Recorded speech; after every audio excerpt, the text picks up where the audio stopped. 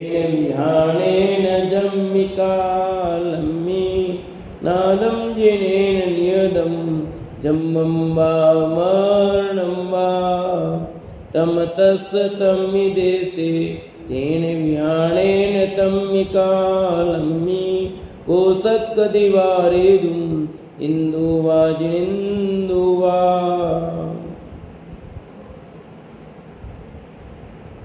सलाह का पुरुष ग्रंथ अपना चल रहा है, जिसमें 15 अध्याय अपने हो गए हैं। 16वां अध्याय अपन आज प्रारंभ करते हैं। विगत लगभग 23 दिनों बाद अपना स्वाध्याय वापस प्रारंभ हो रहा है। Page number 196।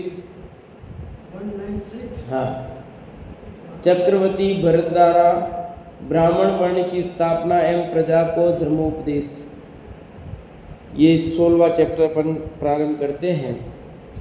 पूर्व में चक्रवर्ती दिग्विजय की सारी चर्चा अपनी हो गई थी।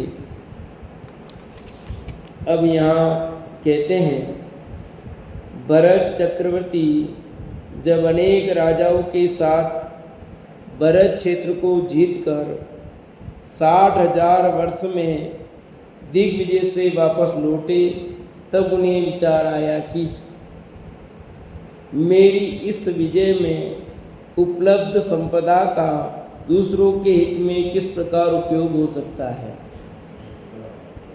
क्योंकि पूर्व में दिग्विजय करने गए, बाहुबली के साथ में उनका धंधु हो गया, फिर बाहुबली दीक्षा ले ली, वैराग्य हो गया, केवल ज्ञान हो गया। उसके बाद अयोध्या में प्रवेश हुआ और अयोध्या में प्रवेश होने के बाद अब वो विचार कर रहे हैं कि इतना सब संपदा है, पर मेरी संपदा किस काम की, किस प्रकार उपयोग हो सकता है।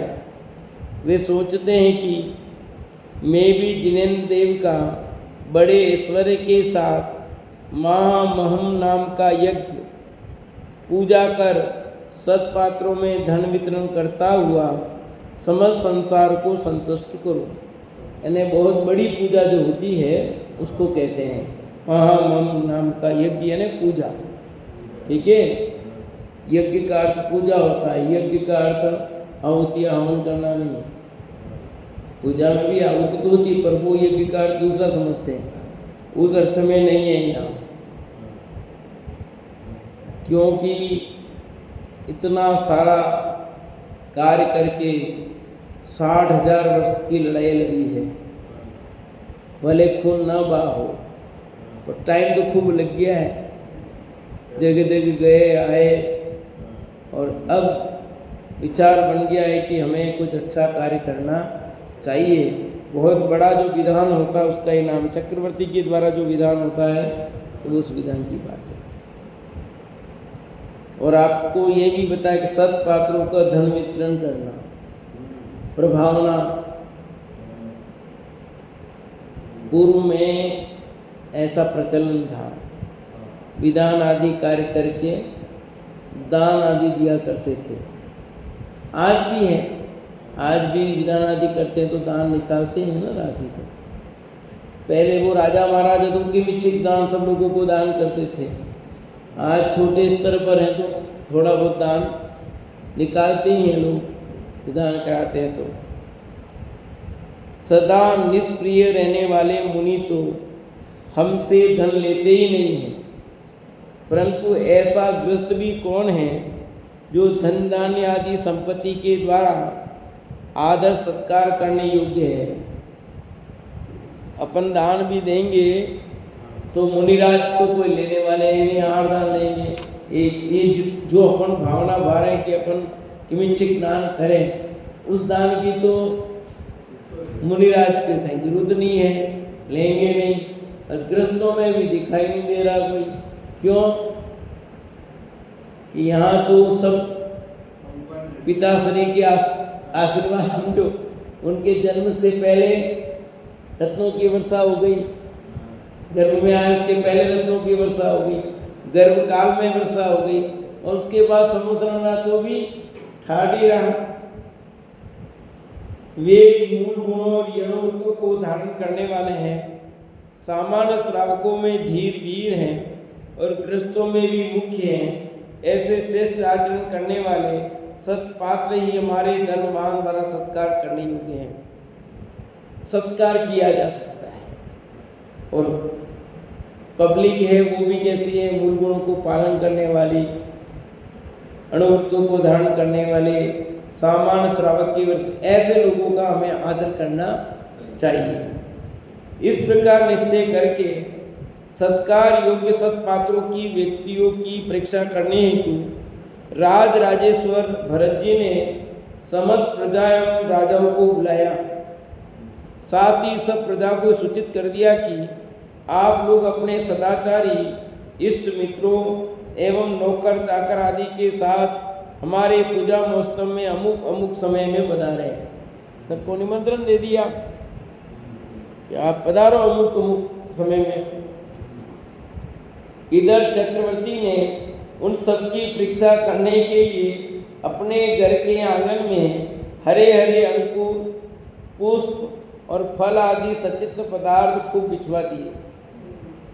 उन लोगों में जो अवर्ती थे वे तो बिना किसी सोच विचार के राजमहल में चले गए।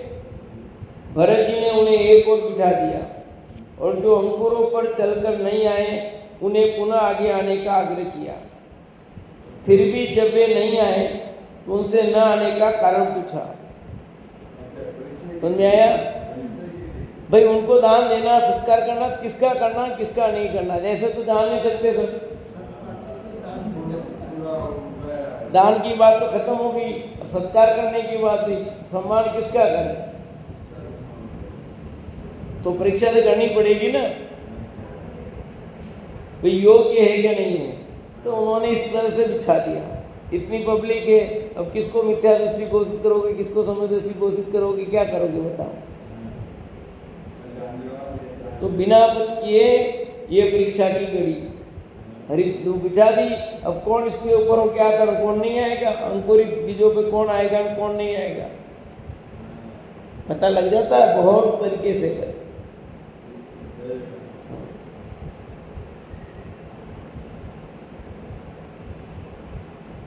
फिर भी जब वे नहीं आए तो उनसे न आने का कारण पूछा। उत्तर में उन्होंने कहा, हमने सूक्ष्म तरस स्थावर जीवों की रक्षा करने के कारण उस संचित भूमि के मार्ग में महल में प्रवेश नहीं किया। यह कहकर जब वे वापस लौटने लगे तब भरत जी ने उनके लौट कर जाने का कारण जानकर प्रसन्नता प्रकट की और कहा, आप अभिनंदनीय हैं। पूजन महोत्सव के मंगलमय अवसर पर सचित भूमि पर चलकर नहीं आए, एक तदर्थ आपका जितना सम्मान करें थोड़ा है। अब उनको वहीं बिठा दिया, व्यवस्था कर दी, चल के चले गए। परीक्षा हो गई और अब उनका सम्मान किया। आगंतुकों ने कहा, हे देव, हरे अंकुर आदि में अनंत निगोदिया जीव तो होते ही हैं, तरस जीव भी रहते हैं। ऐसे सर्वज्ञ वचन हमने सुने हैं। अनेक तरस जीव तो चलते फिरते दृष्टिगोचर भी होते हैं, वे सब हम तुम जैसे ही जीव हैं, मरण भय से भयभीत हैं, अतः इन्हें पैरों से कूदना कुचलना योग्य नहीं है। अब देखो इस घटना से कहीं हमें शिक्षा दी जा रही है। एक तो अंकुरित फल, अंकुरित दाने, अंकुरित मूंग, अंकुरित चना, अंकुरित जो आजकल तो शादी ब्याह में भी लगाने लग गए काउंटर और लोग खूब खाते हैं। और घरों पर भी लोग सुबह नाश्ते में अंकुरित दाने लेते हैं। इससे यह सिद्ध हो रहा है कि वे नहीं खाने चाहिए, उनका सेवन नहीं करना चाहिए। चलना ही दूर है, जब चलने की मनाही है तो फिर खाने की बात तो धूप पर नहीं चलना, ये भी आगे इससे आया कि नहीं है? क्योंकि धूप होगी उसमें जीव होंगे, कहाँ दिखने वाले हैं? धूप स्वयं जीव है और उसके अंदर भी अनेक छोटे मोटे जीव घूमते रहते हैं। तो पार्क में घूमने जाए तो आजकल पार्क में बहुत अच्छी व्यवस्था कर दी है, पहले तो नहीं होता। आजकल सब दो अलग और साइड में सब घूमने के लिए बना रखा है, बिना दूब पर चले आप घूम सकते हो पूरे पार्क में। सब पार्कों में आजकल ऐसी व्यवस्था कर दी है, पहले नहीं होती थी। आजकल सब पार्कों में इस प्रकार की व्यवस्था है, फिर भी लोग तो धूप पर ही चलना है।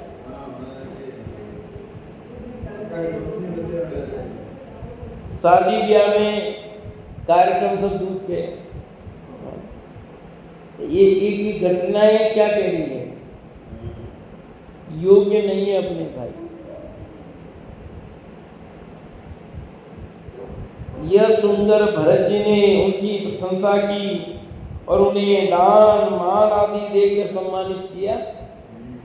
ये देख सुनकर अव्रतियों ने भी जीवों की रक्षा करने का संकल्प किया। भरत के द्वारा किए गए व्रतियों के सम्मान की अनुमोदना की। एक तो व्रती होते हैं ना, अव्रती तो कोई दिक्कत नहीं, पर व्रती लोग तो चलेंगे ही नहीं, है ना। अणुव्रती महाव्रती भी नहीं चलते, जब अणुव्रती नहीं चलते तो महाव्रती के चलने का तो प्रश्न ही उठता है। तो फूलों पर तो चल सकते हैं ना,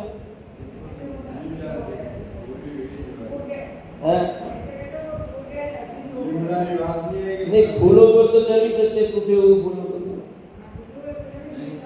उसमें क्या दिक्कत? ये नहीं चल सकते भैया।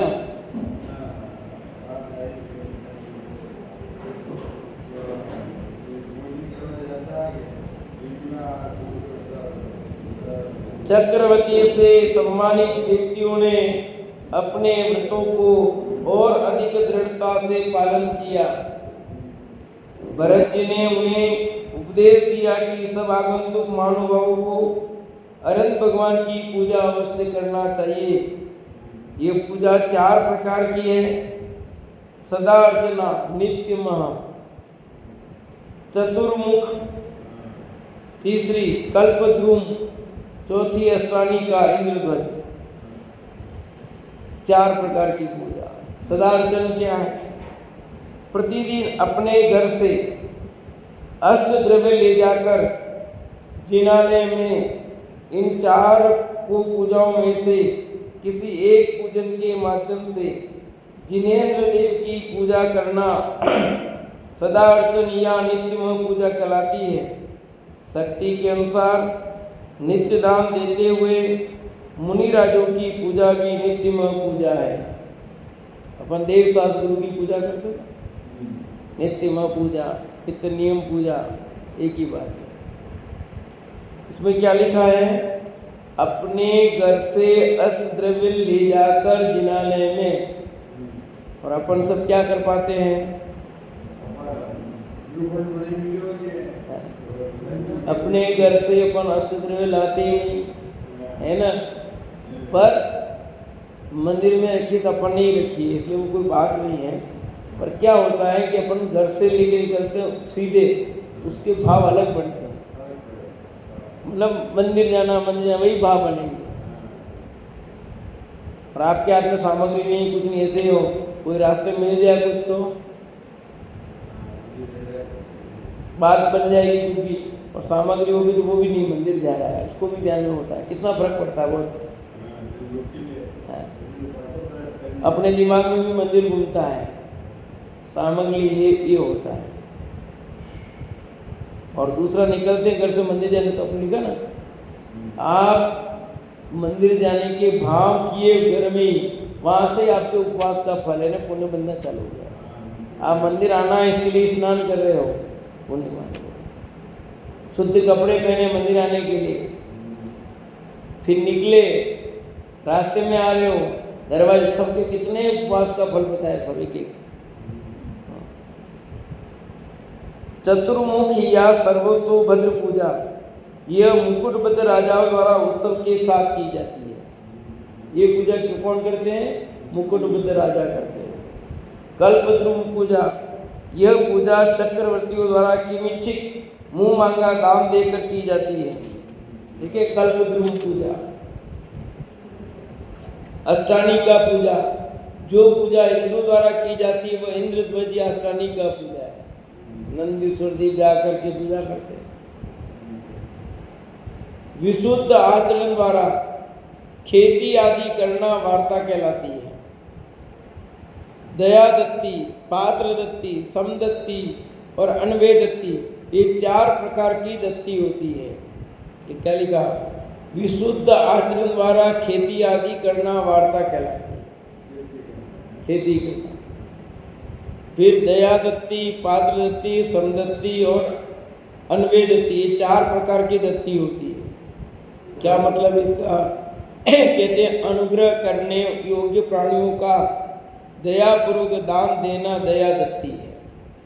ठीक है, तो दत्ती का अर्थ क्लियर हो गया, दान।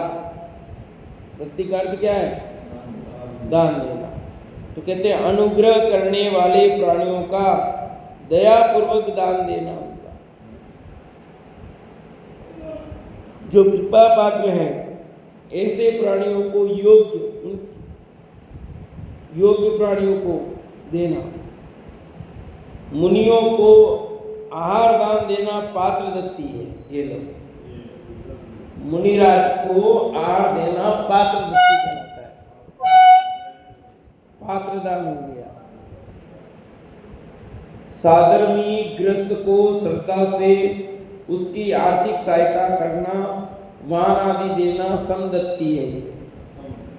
ठीक है, कि साधर्मी गृहस्थ को श्रद्धा से उसकी आर्थिक सहायता करना, ठीक है, हेल्प करना, वाहन आदि देना। जैसे वाहन नहीं होता है, वाहन का तो निषेध रहता है, पर बीमारी अन्य कोई है उसमें उपयोग हो जाता है। आप कल्याण हेतु गृह त्याग करने के पूर्व अपने वंश को आगे सुचारू चलते रहने के लिए पुत्र को अपना उत्तरदायित्व या उत्तराधिकार सौंप देना अनवय दत्ती या सकल दत्ती है। देखो ये भी शामिल किया है, तो यानी कि कितना बैलेंस वाली बातें हैं। पुत्र आदि को भी देने की बात, वंश परंपरा आगे, तो अपनी संतान जो अनुक्रम से जो दिया जाता है कहते वो भी दान है। पुत्र आदि को तो दान है, अपने पुत्र को कुछ देना दान है। छोड़ने वाली बात है। अरे दत्ती यानी देना, दत्ती मैंने देने के अर्थ में बताया है, क्योंकि आपने कमाया और आप अपने बच्चे को दे रहे हो ना, तो आपने दिया है, आपने दिया है तो उसका उपकार ही तो किया आपने। आपकी संपत्ति आप अपने पुत्राधिक संतान को देते हो तो उसका उपकार ही करते हो, क्या नहीं करते? उत्तरदायित्व उत्तराधिकार सौंप रहे हो। वर्ण भेद आचरण के आधार पर यद्यपि जाति नाम कर्म के उद्देश्य से उत्पन्न हुई मनुष्य जाति एक ही है, ठीक है, तथापि आजीविका और आचरण के भेद से होने वाले भेद के कारण वह 4 प्रकार की हो गई है। यानी पहले तो ये बात की कि मनुष्य जाति एक ही है। क्यों? मनुष्य नाम कर्म के उद्देश्य से, तो उसकी अपेक्षा तो एक हो गए। फिर दूसरे और उसी में भेद है नाम कर्म में। और ये तो मनुष्य आयु है ना, तो मनुष्य आयु सबको मिला तो एक जैसा ही हुआ ना, कि अलग अलग हुआ। फिर उच्च गोत्र नीच गोत्र अलग बात है, पर मनुष्य आयु कर्म के नाम से तो सब एक ही हो गए। परंतु सब मनुष्य एक होकर के भी वो भेद किए किसके आधार पर? आजीविका और आचरण के भेद से होने वाले भेद के कारण वह 4 प्रकार की बनाई। व्रतों के संस्कार से ब्राह्मण, अपनी और राज्य शासन की रक्षा हेतु वो धारण करने से क्षत्रिय, न्यायपूर्वक व्यापार द्वारा धन कमाने से वैश्य और तीनों वर्णों की सेवावर्ती का आश्रय करने वाले मनुष्य शूद्र कहलाए। ये कह रहे हैं कि एक कार्य शैली के आधार पर बंटवारा है। जैसे जो पढ़ा था उसको टीचर कहते हैं, कहते कि नहीं कहते?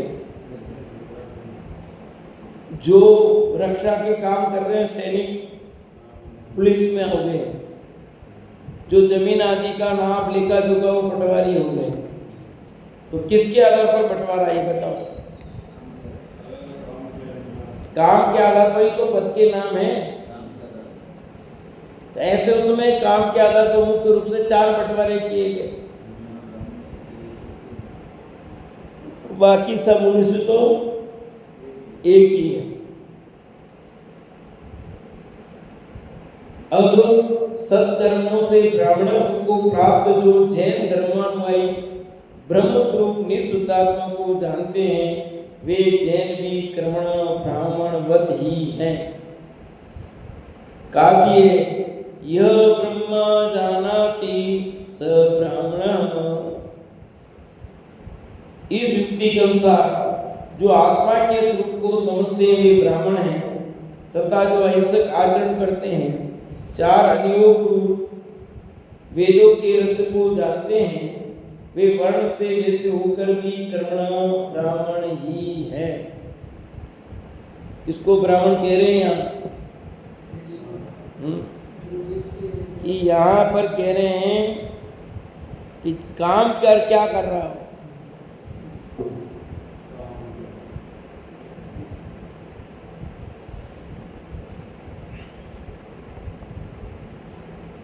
अब यहाँ लिखा अपने सत्कर्मों से ब्राह्मणत्व को प्राप्त जो जैन धर्मानुयायी ब्रह्म स्वरूप निःशुद्धात्मा को जानते हैं, वे जैन भी कर्मण यानी कर्म से ब्राह्मणवत ही है। क्यों? कि उनका काम ब्रह्म स्वरूप निःशुद्धात्मा को जानते ना। ब्राह्मण कौन? ब्रह्म स्वरूप निःशुद्धात्मा को जाने वो ब्राह्मण। अब आजकल नाम बदल गए, अलग बात है। ब्राह्मण कौन है आज?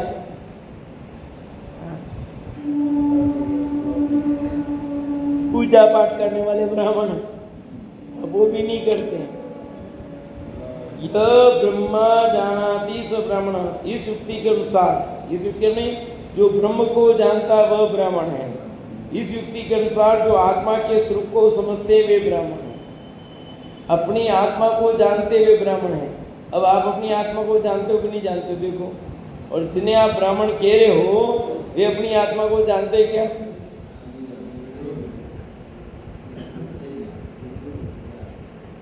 अब तो कुल के आधार पर हो गए सब।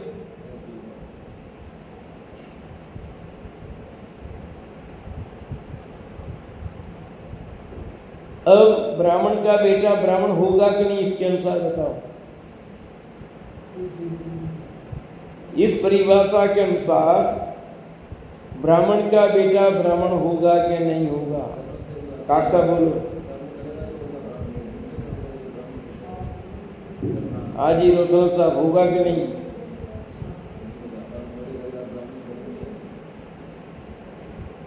नहीं होगा, नहीं होगा। सम्यक दृष्टि का बेटा सम्यक दृष्टि होगा, वो सम्यक दृष्टि तो नहीं होगा। जो ब्रह्म स्वरूपी आत्मा को जानता है वो ब्राह्मण है, जो अपनी आत्मा को जानता ही नहीं वो ब्राह्मण नहीं है।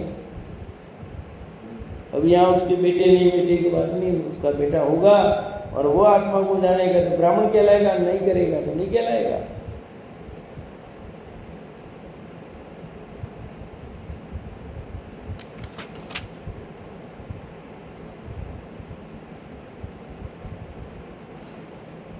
चार अनियोग रूप वेदों के रहस्य को जानते हैं।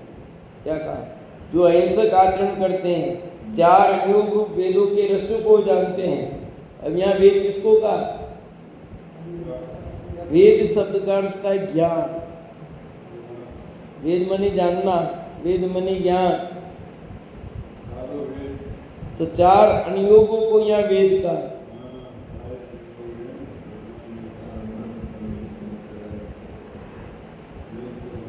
कौन सा शब्द किसके लिए प्रयुक्त हुआ वो ध्यान रखना पड़ता है। ये वर्ण से वैश्य होकर भी कर्मण ब्राह्मण ही हैं, भले वो वैश्य जैन हो, जैन नहीं वैश्य होकर व्यापारी, तो भी कर्मण ब्राह्मणी है। जो मलिन आचार विचार के धारक हैं, पाप कार्यों में प्रवृत्त रहते हैं, दूर व्यसनों का सेवन करते हैं, ब्राह्मण कुल या जाति में जन्म लेकर भी जन्म से ब्राह्मण कहलाकर भी क्रमशः ब्राह्मण नहीं शूद्र है। क्या लिख दिया? वो ब्राह्मण नहीं, वो शूद्र है। क्यों? मैंने एक बार कही थी कैसा कैसे हो सकता है? ये देखो भाई, आप उस उच्च कुल में पैदा हो गए पर काम क्या कर रहे हैं? नीच काम करोगे तो नीच हो जाओगे, उसमें क्या है? उच्च कार्य करोगे उच्च हो जाओगे। कोई हल्के कुल में पैदा हुआ पर उच्च कार्य करता तो उच्च हो गया।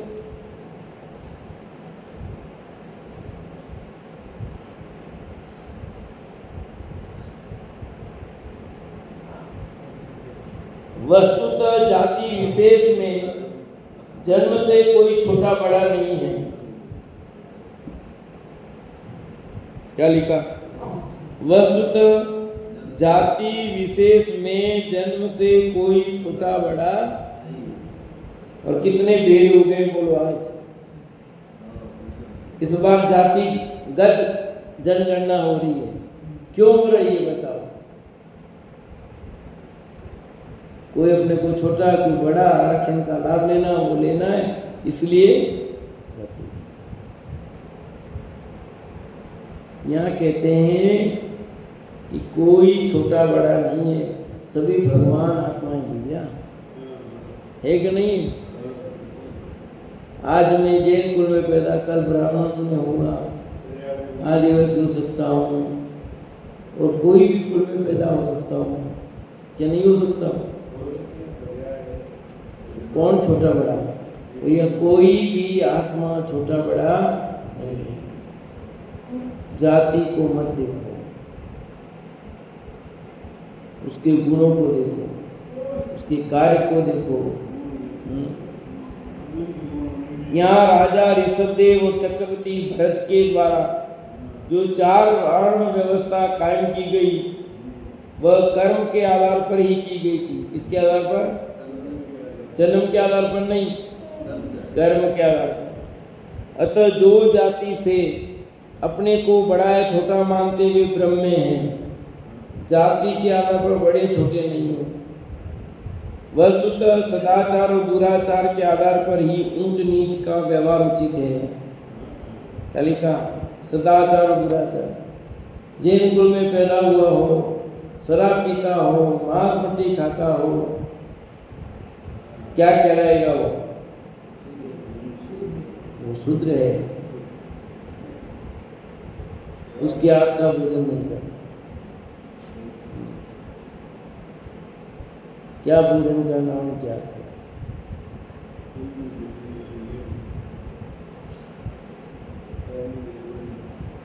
इस दृष्टि से जो व्रती हैं, आत्मा को जानते हैं, आत्मा का उपदेश देते हैं, वे वणिक यानी वैश्य होकर भी ब्राह्मण हैं। वे क्या लिखा? वे वणिक यानी वैश्य होकर के भी ब्राह्मण है। क्यों? काम ब्राह्मण जैसे, काम ब्राह्मण जैसे करोगे तो ब्राह्मण हो गए, काम वैश्य जैसे करोगे तो वैश्य हो जाओगे। आप काम क्या करते हो उस पर निर्भर है।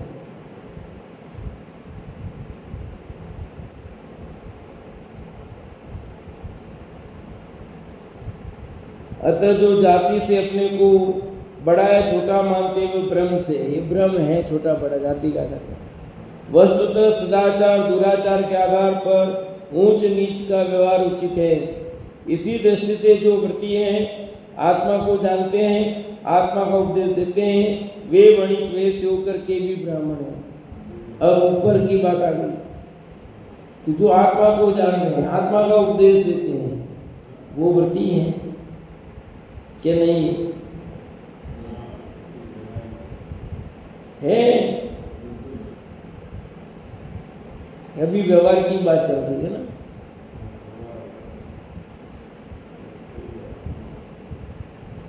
जो सात व्यसन का सेवन करते हैं, हिंसक कार्यों में प्रवृत्ति करते हैं, वे स्वयं निर्णय करें कि वे क्या है, उन्हें क्या बनना है। लो, हमारे मुख से मत कहलाओ, तुम खुद ही निर्णय कर लो कि तुम किस गति में जाने वाले हो। सबको 1-1 मीटर दे दिया समझ लो, अब देखते रहो, आप बिल चुकाते रहो। यहाँ कितना क्लियर है, अपने परिणामों का लेखा जोखा कौन करे? अपने परिणाम को अपने देखना भैया, कोई दूसरा देखने वाला। भगवान तो जानते हैं, सब जानते हैं भगवान तो। अपने को अपना परिणाम अपने को देखना है।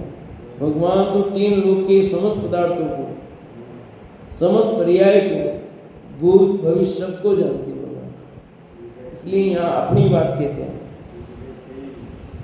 वस्तुतः सदाचार और दुराचार के आधार पर ही ऊंच नीच का व्यवहार उचित है। कितना क्लियर कर दिया। इसी दृष्टि से जो व्रती हैं, आत्मा को जानते हैं, आत्मा का उपदेश देते हैं, वे वणिक वेश्य होकर के भी ब्राह्मण हैं। वेश्य होकर के भी क्या हो गए? ब्राह्मण। जो 7 व्यसन का सेवन करते हैं, हिंसक कार्यों में प्रवृत्त रहते हैं, वे स्वयं निर्णय करें कि वे क्या है और उन्हें क्या बनना है। ठीक है, अपना गोल कौन बनाएगा? लक्ष्य, गोल मतलब खुद को बनाना पड़ेगा कि मुझे क्या करना है। स्वाध्याय में आ रहे हैं तो क्यों आ रहे हैं? हम जो कर रहे हैं वो क्यों कर रहे हैं? हम शिविर लगा रहे हैं तो क्यों लगा रहे हैं? किसके लिए क्या कर रहे हैं, ये तो क्लियर होना चाहिए ना। वो टाइटल ही क्लियर नहीं, इसलिए गड़बड़ होता है। जिनका टाइटल क्लियर है उसे कोई दिक्कत नहीं है। जिनका टाइटल क्लियर नहीं है, अभी तक इतने दिन निकल गए, इतने वर्ष निकल गए और अभी भी वही स्थिति, तो फिर क्या होगा?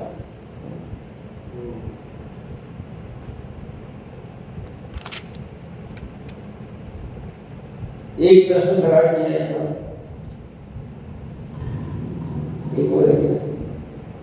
और जो 7 व्यसन का सेवन करते हैं, हिंसक कार्यों में प्रवृत्त रहते हुए स्वयं निर्णय करें कि वे क्या, उन्हें क्या बनना है।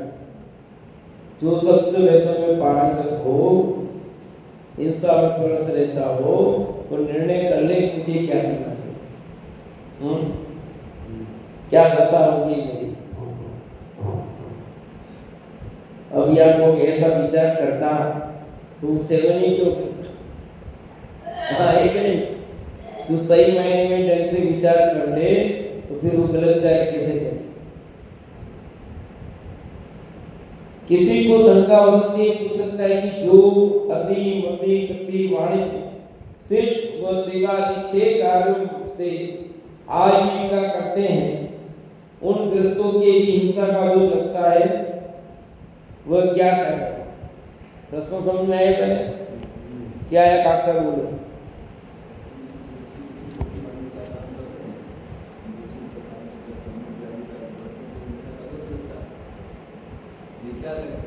इन्हें 60 कर्म जो बताए हैं, अब कुछ में कुछ करेगा व्यापार तो 4 प्रकार के जो हिंसा, उसमें हिंसा होगी। अब क्या करें? अब उसका व्यापार धंधा ही वैसा ही हो। कितना के असीम, अर्सी, कृषि, वाणिज्य, शिल्प, इन सेवा कर्मों को 6 में कोई भी करेगा, हिंसा तो होनी है। तो अब क्या करे गृहस्थ पे? गृहस्थों के भी हिंसा का दोष लगता है, तो वे क्या करें? किराना का धंधा है और किराना के धंधे में वो बिकते वो हैं। आप आलू की चिप्स आदि नहीं रखो तो ग्राहक आपके यहाँ से चला जाए, तो आपको क्या करना पड़ेगा? आलू की चिप्स भी पैकेट में बेचने पड़ेंगे ना। नहीं बेचे तो हमारा ये धंधा हो जाएगा। एक दुकान पे गया, उनको मैंने बोला, तुमने ये जवाब दिया मुझे कि देखो आपकी बात सही है पंडित जी, पर करें क्या? हमारे एक सामान के पीछे 4 सामान लेके जाता है ग्राहक। और नहीं रख तो दूसरी जगह चला जाएगा, धंधा ठप हो जाएगा। अब हम क्या करें? तो यह जवाब सब है, वो सब उन सब प्रश्नों के जवाब यहाँ पर है, समझ लो। आगे क्लियर प्रश्न समझ में आपको? इस टाइप का ही प्रश्न है कि हंसी मसीह कृषि वाणिज्य और शिल्प व सेवा आदि 6 कर्मों से आजीविका करते हैं, उन गृहस्थों के भी हिंसा का दोष लगता है, वे क्या करें? जैन दर्शन में हिंसा को 4 भागों में वर्गीकृत किया। कितने भागों में? 4। एक होती है संकल्पी हिंसा, दूसरी विरोधी हिंसा, तीसरी आरंभी हिंसा, चौथी उद्योगी हिंसा। अवृत्ति श्रावक मात्र संकल्पी हिंसा का ही संकल्प पूर्वक क्या कर सकता है? कौन? हाँ, सामान्य अवृत्ति श्रावक मात्र संकल्पी हिंसा का त्याग कर सकता है, बुद्धिपूर्वक किसी जीव को नहीं मारेगा। अब बुद्धिपूर्वक मर गए वो अलग बात है, भले पंचेंद्रिय मर जाए। आपको पता है केस लगता है, एक इरादन मारने का केस, एक गैर इरादन। ड्राइवर गाड़ी चला रहा है और बहुत साथ फिर भी कोई मर गया, उसको इरादन नहीं लगता, गैर इरादन मृत्यु का केस लगता है। यानी इरादा पूर्वक मारना है, संकल्प हिंसा है और उसकी सजा ज़्यादा है। इरादा पूर्वक मारना की सजा बड़ी है और गैर इरादन मारने की सजा कम है। शेष 3 हिंसाओं से बचने के लिए भावना होते हुए भी पूरी तरह उनमें बच नहीं सकते, परंतु उनमें से भी अधिक से अधिक बचने का उपाय करता है। अतः जैसे आरंभ एवं उद्योग नहीं करता, जिसमें फल अल्प हो और जीव घात अधिक हो, जो काम क्रूरता के बिना संभव ही न हो, उन्हें भी नहीं करता। भले संकल्प नहीं, पर क्रूरता पूर्वक ही हो तो वह चीज भी वो नहीं करता। इस बचने के शास्त्रों में 3 उपाय बताए। बचने के उपाय क्या बताए? 3 उपाय बताए, पक्ष, चर्या और साधन। पहला क्या बताया? पक्ष। दूसरा क्या बताया? चर्या। तीसरा क्या बताया? साधन। अब इन तीनों का अर्थ समझो। इन तीनों में प्रथम उपाय समस्त प्राणियों से मैत्री, गुणी जनों के प्रति प्रमोद, दुखियों के प्रति कारुण्य और विरोधी जनों के प्रति माध्यस्थ भाव रखकर हिंसादि पापों का त्याग करना पक्ष कहलाता है। कौन सी भावना में आया ये सब? मेरी भावना में आया कि नहीं आया? वही बात है लिखी, वो पक्ष कहलाएगा। दूसरा उपाय, किसी देवता के लिए, किसी मंत्र सिद्धि के लिए अथवा किसी औषधि या भोजन के बनवाने के लिए मैं किसी की हिंसा नहीं करूँगा, ऐसी प्रतिज्ञा करना चर्या है। न खुद के लिए न दूसरों के लिए। दोनों बातें आई इसमें, आई कि नहीं आई? कितना लिखा? औषधि के लिए या भोजन बनाने के लिए, मंत्र सिद्धि के लिए, किसी के लिए किसी की हिंसा नहीं करूँगा। करते ना आजकल मंत्र सिद्धि के लिए लोग हिंसा करते हैं, मूड मार देते हैं, टोटे टोटके करते हैं, कैसे कैसे हो रहे कि नहीं हो रहे? बोलो। 3 रास्ते पे चले जाओ आप, एक टोटका रोज मिल जाएगा आपको, मटकी कपड़ा उनको रख करके क्या क्या। समझना आना कितना सरल है कि कठिन है सरल फिर भी कठिन है भैया। दूसरा उपाय, किसी देवता के लिए, किसी मंत्र सिद्धि के लिए अथवा किसी औषधि या भोजन बनवाने के लिए मैं किसी की हिंसा नहीं करूँगा, ऐसी प्रतिज्ञा करना चर्या कहलाती है। तीसरा उपाय, साधन को समझाते हुए कहे कि आयु के अंत समय में शरीर की समस्त प्रकार की चेष्टाओं का परित्याग कर ध्यान की शुद्धि से आत्मा को शुद्ध करना साधन कहलाता है। क्या लिखा? साधन को समझे कहा कि आयु के अंत, कब? आयु के अंत समय में शरीर के समस्त प्रकार की चेष्टाओं का परित्याग कर देना, ध्यान की शुद्धि से आत्मा को शुद्ध करना साधन कहलाता है। तो मृत्यु के बाद नए कपड़े पहनाने ही नहीं पहनाने, मृत्यु हो जाती है तो जलाने के लिए लोग अलग अलग कपड़े लेके आते हैं ना, उसके लिए क्या नहीं लाते हैं? लाते हैं। अब वो कपड़े पहनाओ, कितने इतने सारे लोग ले आते हैं, अब कितने पहनेगा वो बताओ। आपने मुर्दा के ऊपर डाल दिए सारे कपड़े लाए, अब वो तो पहनने वाला है नहीं, वो श्रृंगार करेगा नहीं, अब क्या होगा बोलो? आप अपने इधर काम में लोगे, सब खुद नहीं लेंगे, दूसरों को दे देंगे ना, परंतु वो लोन फट करके आपके घर में भी आ जाते हो। इसलिए विचार करना है ना, सही चर्चा भी चलेगी।